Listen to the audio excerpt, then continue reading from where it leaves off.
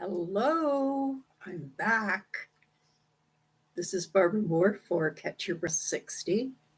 It's the name of my channel, and I'm welcoming everybody today to come and talk to us and uh, make your opinion known, please.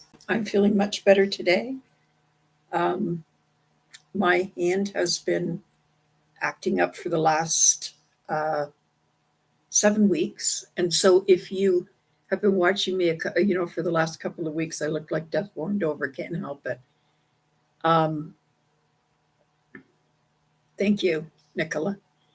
So it's finally, I woke up today and it's kind of eased up. So I feel like $1,000,000, but I've got to be careful because I don't want to injure it again. So we got to be careful about what we're doing and all of that. So our weather in Southern Ontario, we just had Thanksgiving yesterday in Canada, and our temperatures went from 30 last week to about 10 this week. And they expect that it's going to happen all week. There's going to be the same temperature all week. So interesting, isn't it? Um, we'll talk about my Thanksgiving another day, but yeah, I feel so much better. And the temperatures are good, except that uh, we have a bit of dampness that goes along with the temperatures. And when it's damp like this and it's raining intermittently, off and on, it's causing or leaving a lot of dampness around, and this causes mold. So we've got to be careful about the mold that is on the under of the leaves. We've got to stay away from those. Make sure that get somebody to break them up and get rid of them. Don't leave them around, and be aware of your surroundings. So today we're going to talk about planning and pacing.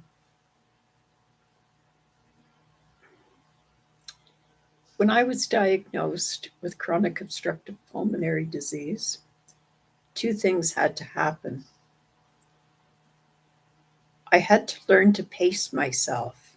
Anytime I used any kind of energy, I had to learn to pace and go slower than I did before. I also had to learn to plan, because when I was planning how I would do it, what it would look like, how long I should take, it gave me a better expectation of success.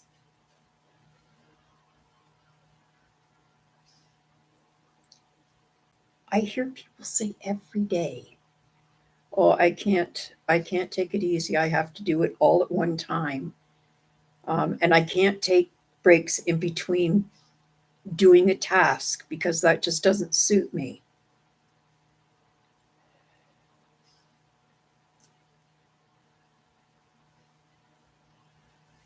So I wonder why this is. Why is it that it doesn't suit you to take more time with the task? So here's what happened to me. We had our Thanksgiving. For 45 years, I have been doing Thanksgiving dinners, and probably 10 years before that. Um, and this month, this year, I just thought, this is it. I can't do this. I don't feel like it. I don't feel like the people all around. I don't feel well. I'm not up to it.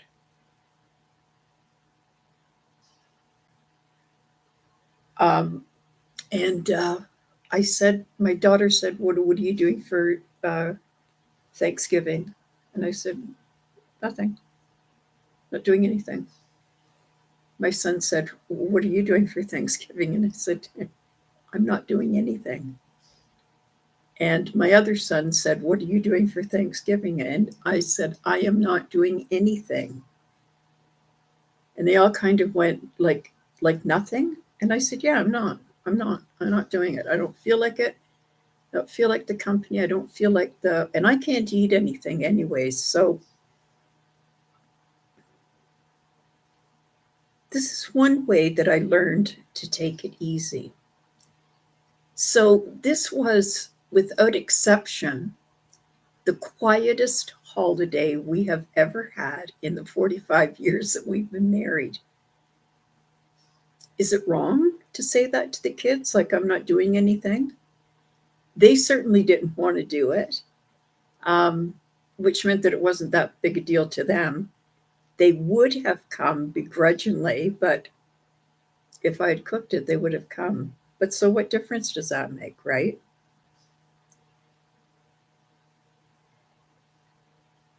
Oh, Beverly, I'm so sorry. Is there anything even ice that you can get going, like you can kind of take? Oh, I'm sorry, Beverly. You've had a rough time lately.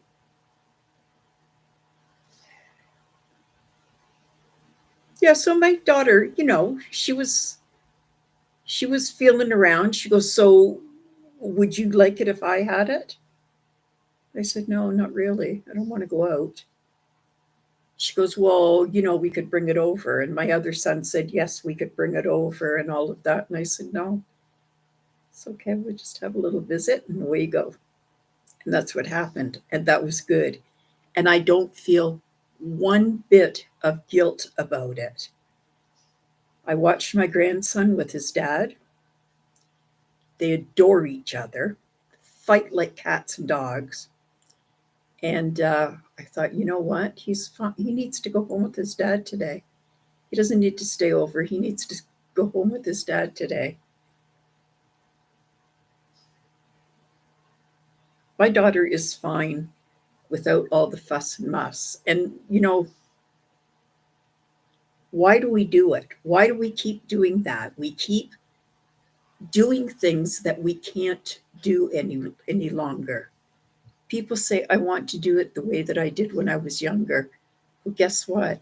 You're not younger anymore. Time has taken its toll. And I don't know why anybody would want to do things. Why would somebody want to do things as fast as they did then? Is there really a necessity for that? Is there a real need for you to do things as fast and as strong and last as long as you did when you were 30 years old? Like, really think about it. We had kids under our feet and jobs to go to and dinners to make and all of that stuff. And um, we don't have to do that anymore unless we want to. So to me, it's fabulous. Um, COPD is predictable. We become short of breath with exertion, any kind of exertion. And this plays havoc with stress and mental anxiety. We can predict that we will constantly be struggling with shortness of breath. It's how we manage this constant shortness of breath that makes the difference in our lives. When people tell me that they can't pace, I wonder if their disease has progressed enough to limit their activities. Because, we're not all the same. With COPD, it is very unpredictable. I think any chronic illness is probably unpredictable to a point. Um, but it can be managed. But maybe it's only when I don't know, what do you think? Do you think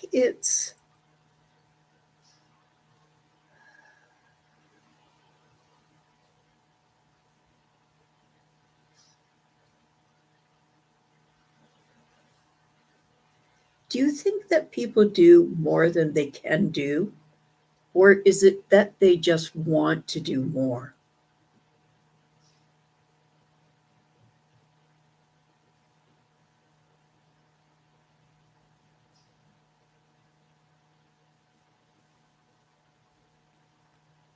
So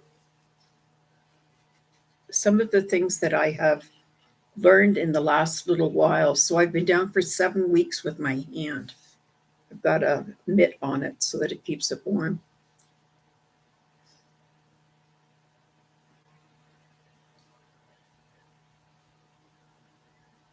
Yeah, I think you're right, Kathleen. And I think for a lot of us, um, as we experience episodes of shortness of breath, and it's scarier at the very beginning because we don't know how to take care of it yet, right? Um,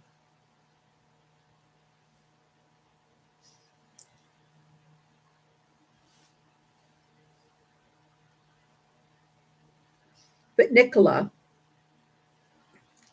we've got to stop being trying to uh, complete people's expectations of us or compete for it. Who cares what people say? It doesn't matter what people say. I don't care what people said. My girlfriend said to me, "How can you not have something for Thanksgiving? The kids need something. You've got a grandson there."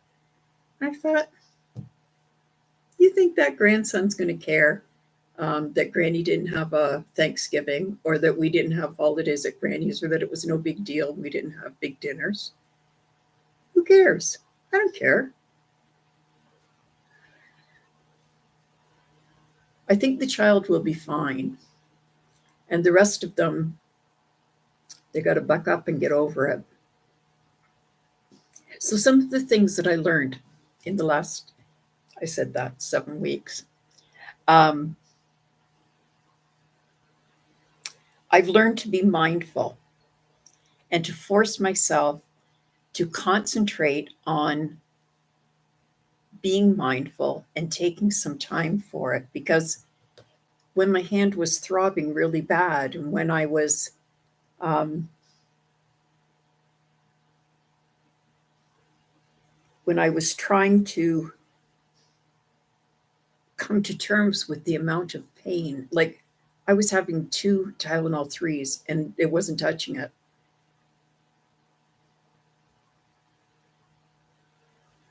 So I learned to be mindful. I learned to put some time into studying mindfulness, put some time into growing my understanding of it. So, one of the things that I did, because, I don't sleep at night, and I usually get up about 3 o'clock, I can't get back to sleep. So, I have the Calm app, and I've been doing nighttime stories. So, putting in earphones and everything, but that's okay. The earphones don't bother me. And I've actually been listening to Matthew McConaughey. Has anybody heard his story Wonder? It's a great one. Anyways, yeah, so being mindful, living in the present, stop worrying. And now I can look back at the past, and instead of being angry that I'm not there, I can keep it as a memory, play it in my mind over and over and over again, how many times I want to. I can stop doing what other people expect of me. Stop trying to keep up with those able bodied people that don't understand and have no regard for what you're going through.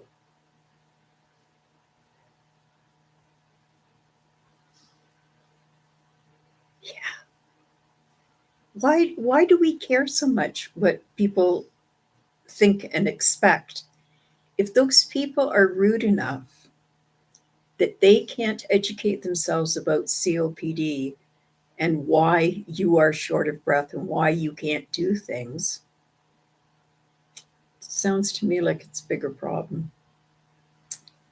So, planning and pacing, planning and pacing. We have to plan our moves and we have to pace in that once we've planned it, we will go slow in finishing it. We will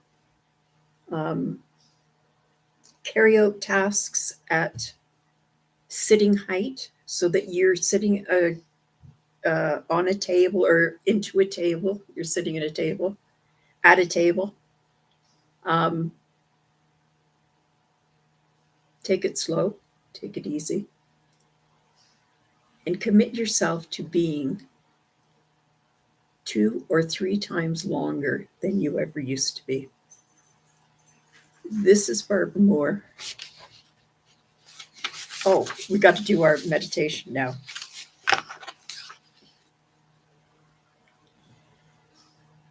In the comments, can you please leave me a message and tell me what you would like to add to our meditations here?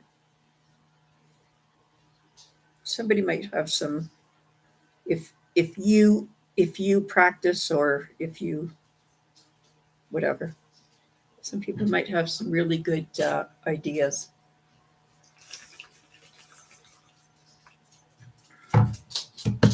To make it better. That would be great. Okay. Yeah, did you see that dog down there? She's a bad dog. Oh, she's a bad dog. Before we go, I'm talking about closed captioning. I am working so hard on it, I cannot find anything. I don't know if I have to go take a course or not.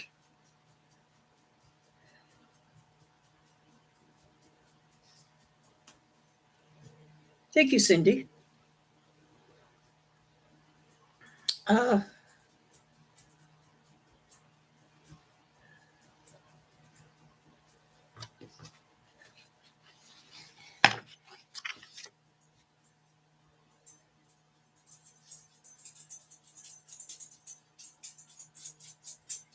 In the comments, tell me what you would like as the opening to our meditations here. Sitting back with your shoulders lowered. Take your shoulders, put them right back. We tend to get this as we're aging. We're getting this shoulder hump here. And I heard about that. I remember reading about it many years ago and thinking, losers.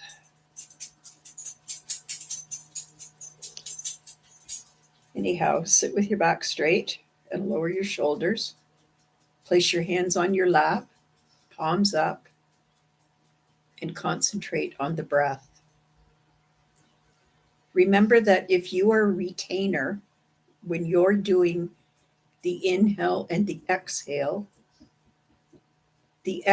has to be twice as long as the inhale, and it should be done with some force, not enough to hurt yourself, but some force behind it. Practicing now will help you make it a habit. Inhale through your nose. Take a deep breath into your belly. Hold for a few seconds and exhale through pursed lips.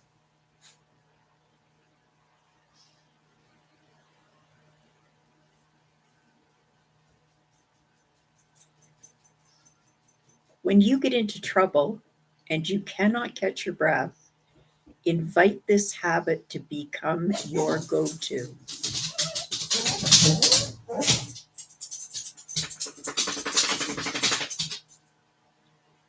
Inhale through your nose and take a deep breath into your belly.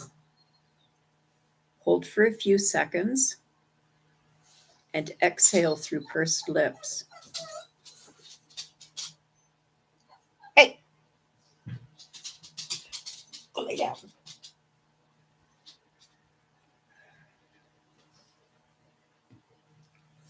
Begin to breathe using pursed lips. Inhale through your nose And take a deep breath into your belly. Hold for a few seconds and exhale through pursed lips.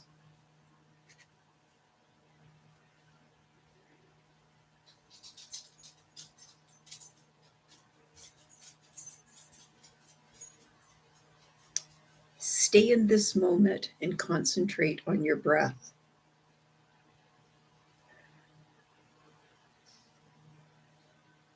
Inhale through your nose and take a deep breath into your belly. Hold for 2 seconds and exhale for 4 through pursed lips.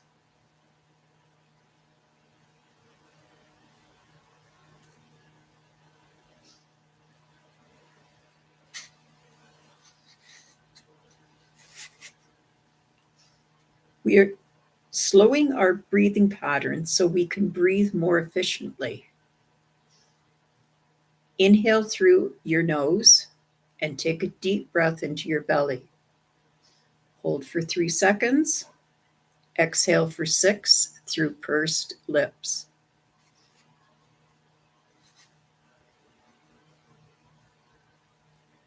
Each breath has more meaning than the last. Inhale through your nose and take a deep breath into your belly. Hold for 4 seconds and exhale through pursed lips.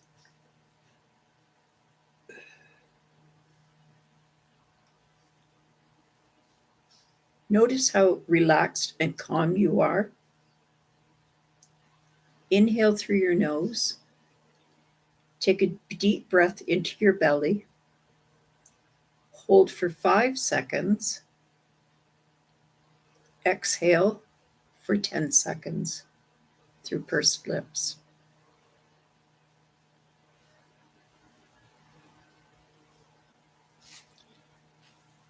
So I am looking into closed captioning. It's not as easy. There's nobody to help you. Looking for a course. I'll find something. And I'm going to get that together as soon as I can.